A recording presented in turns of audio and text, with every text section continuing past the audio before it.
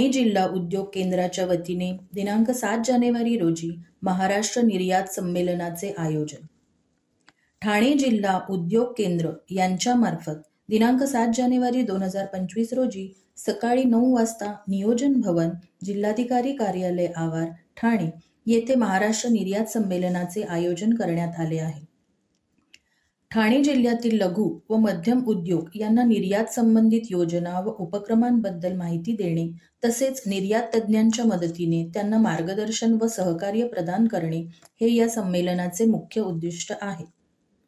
हे संमेलन जिल्हाधिकारी अशोक शिंगारे यांच्या अध्यक्षतेखाली पार पडणार असून विकास आयुक्त आणि महाराष्ट्र उद्योग व व्यापार आणि गुंतवणूक सुविधा सेलचे अध्यक्ष राज्याचे निर्यात आयुक्त दीपेंद्र सिंह कुशवाह उपस्थितांना मार्गदर्शन करणार आहेत. ब्युरो रिपोर्ट, जनादेश. आपली माणसं, आपला देश. पाहत रहा जनादेश.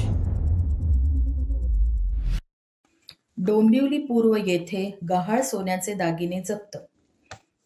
दिनांक 1 जानेवारी 2025 रोजी सकाळी 11:30च्या सुमारास डोंबिवली पोलीस ठाणे येथे सौ अश्विनी अजय किरपेकर, वय 47 वर्षे, राहणार MIDC डोंबिवली पूर्व यांनी माहिती दिली की त्या गणपती मंदिर मानपाडा ते डोंबिवली रेल्वे स्टेशन असा रिक्षातून प्रवास करीत असताना त्यांची बॅग रिक्षामध्ये विसरल्या.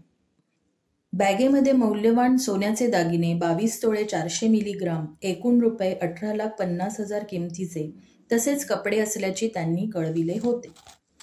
तत्काळ सदर घटनेचे गांभीर्य लक्षात घेऊन डोंबिवली पूर्व पोलीस ठाण्याचे वरिष्ठ पोलीस निरीक्षक गणेश जवादवाड यांच्या मार्गदर्शनाखाली पोलीस उपनिरीक्षक नवनाथ वाघमोडे, पोलीस अंमलदार मंगेश वीर यांनी पोलीस ठाण्यातील CCTV कक्षातून हद्दीतील CCTV फुटेज तपासून रिक्षाचा शोध घेऊन रिक्षा मालकाचा पत्ता शोधून त्यांच्याशी संपर्क साधून तक्रारदाराचे 22 तोळे 400 मिलीग्राम सोन्याचे दागिने, एकूण रक्कम 18,50,000 रुपयांचे दागिने हस्तगत करण्यात आले असून ते वरिष्ठ पोलीस निरीक्षक गणेश जवादवाड यांच्या हस्ते तक्रारदारास परत मिळवून देण्यात आले आहेत.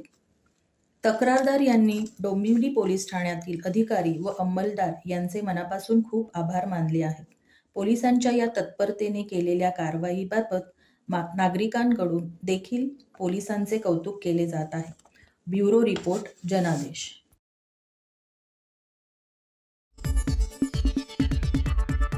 आपली माणसं, आपला देश. पाहत रहा जनादेश.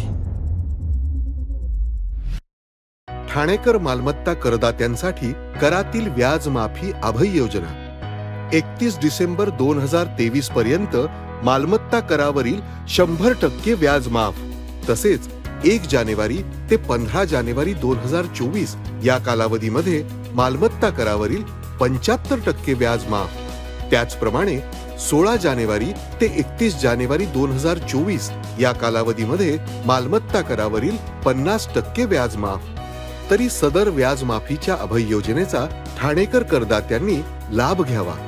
महानगरपालिकेच्या कोणत्याही संकलन केंद्रावर कर भरण्याची सोय आहे. ATM, डेबिट, क्रेडिट कार्डद्वारे कर भरण्याची सुविधा उपलब्ध करून देण्यात आली आहे. सोमवार ते शनिवार या दरम्यान सकाळी 10:30 ते सायंकाळी 5 वाजेपर्यंत संकलन केंद्राची वेळ असून करदात्यांच्या सोयीसाठी रविवारी संकलन केंद्र सकाळी 10:30 ते दुपारी 1:30 वाजेपर्यंत सुरू ठेवण्यात येत आहेत. यासोबतच ठाणे महानगरपालिकेच्या propertytax.thanecity.gov.in या संकेतस्थळावर ऑनलाईन पद्धतीने मालमत्ता कर भरण्याची सुविधा उपलब्ध करून देण्यात आली आहे. तसेच गुगल पे, फोन पे, पेटीएम आणि भीम ॲपद्वारे आपला कर सुलभतेने जमा करू शकता. ठाणे महापालिका क्षेत्रातील सर्व करदात्यांना विनंती आहे की आपण या व्याज माफी अभय योजनेचा जरूर लाभ घ्या आणि आपला मालमत्ता कर लवकरात लवकर महापालिकेमध्ये जमा करून महापालिकेस सहकार्य करा. धन्यवाद. TJSB सौर शक्ती कर्ज, गो ग्रीन, करा वीज बिलावर बचत. आकर्षक व्याजदर, 84 महिने परतफेड कालावधी, 80% लोन, व्यावसायिक आणि उद्योजकांकरता सुद्धा. अधिक माहितीसाठी तुमच्या जवळच्या शाखेला भेट द्या किंवा संपर्क साधा. 1800-223-466 आणि 1800-266-3466.